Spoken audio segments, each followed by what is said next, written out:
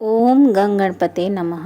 इस वीडियो में हम कामदा एकादशी व्रत कथा सुनेंगे।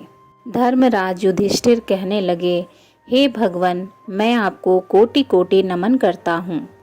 आपने चैत्र मास के कृष्ण पक्ष की एकादशी अर्थात पाप मोचनी एकादशी के बारे में विस्तार पूर्वक बतलाया है। अब आप कृपा करके चैत्र शुक्ल एकादशी का क्या नाम है तथा उसकी विधि और उसका क्या महात्म्य है, कृपया करके विस्तार पूर्वक बतलाइए। भगवान श्री कृष्ण ने कहा, हे धर्मराज, चैत्र मास के शुक्ल पक्ष की एकादशी को कामदा एकादशी के नाम से जाना जाता है। एक समय की बात है, यही प्रश्न राजा दिलीप ने गुरु वशिष्ठ जी से किया था और जो समाधान उन्होंने बतलाया वही मैं तुमसे कह रहा हूँ। प्राचीन काल में भोगीपुर नामक एक नगर था। वहाँ पर अनेक ऐश्वर्यों से युक्त पुंडरीक नाम का एक राजा राज्य करता था। भोगीपुर नगर में अनेक अप्सरा, किन्नर तथा गंधर्व वास करते थे। उनमें से एक जगह ललिता और ललित नाम के दो स्त्री पुरुष अत्यंत वैभवशाली घर में निवास करते थे। उन दोनों में अत्यंत स्नेह था, यहाँ तक कि अलग अलग हो जाने पर दोनों व्याकुल हो जाते थे।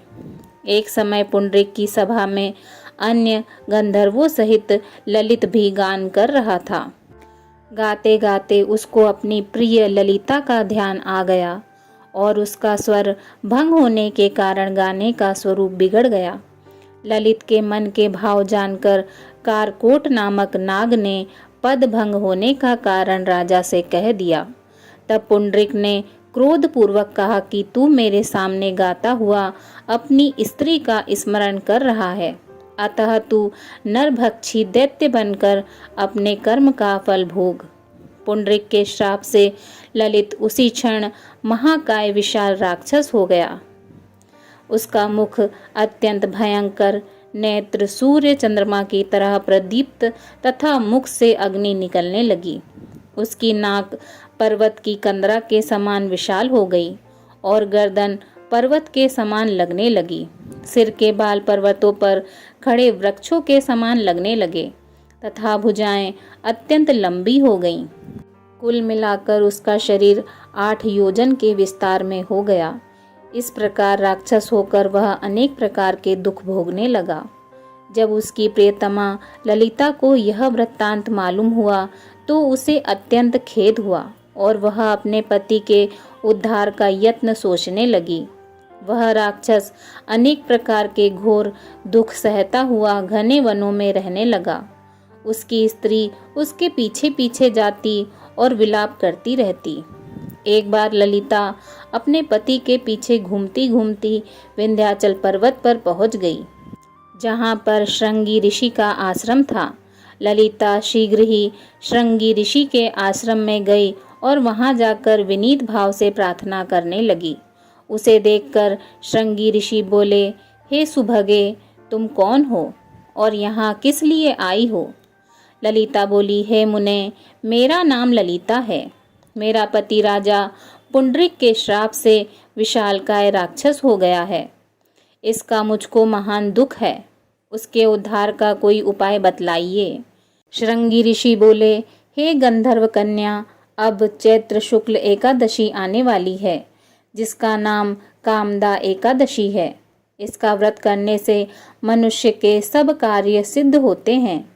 यदि तू कामदा एकादशी का व्रत कर उसके पुण्य का फल अपने पति को दे दे तो वह शीघ्र ही राक्षस योनि से मुक्त हो जाएगा और राजा का श्राप भी अवश्य शांत हो जाएगा।